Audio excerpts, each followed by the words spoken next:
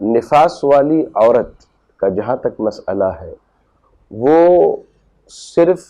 عبادات میں عام عورتوں سے الگ ہے، یعنی نماز پڑھنے میں، روزہ رکھنے میں، قرآن مجید ہاتھ میں لے کر تلاوت کرنے میں، ان معاملات میں اس کے احکامات عام عورتوں سے الگ ہیں۔ لیکن عبادات کے علاوہ جو دیگر معاملات ہیں، جیسے مریض کی عیادت کرنا، کسی کی مزاج پرسی کرنا، گھر میں اگر کوئی نہیں ہے اور انتہائی اشد ضرورت ہے کہ بازار گئے بنا کام نہیں بنتا، تو اس صورت میں اس کا بازار جانا بالکل جائز اور درست ہے۔ ہاں ایک چیز ہے کہ خواہ وہ حالت نفاس میں عورت ہو یا عام حالت میں ہو، اسے زیادہ سے زیادہ یہ کوشش کرنی چاہیے کہ بلا ضرورت گھر سے باہر نہ نکلے، کیونکہ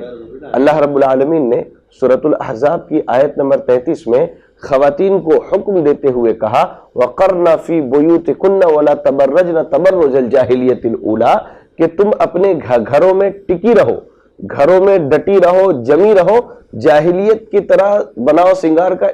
اظہار نہ کرو۔ لہذا عورتوں کے لیے مناسب یہ ہے کہ اگر اشد ضرورت نہیں ہے تو اپنے گھر میں ٹکی رہے، کسی اور سے وہ کام کروا لے، لیکن اگر کوئی نہیں ہے تو اس صورت میں ان کے لیے باہر جانا جائز اور درست ہے، چاہے وہ عام حالت میں ہو، حالت حیض میں ہو یا حالت نفاس میں۔ اور مزید ویڈیوز کو دیکھنے کے لیے آپ ہمارے YouTube چینل کو سبسکرائب کریں۔ فجزاکم اللہ خیرا۔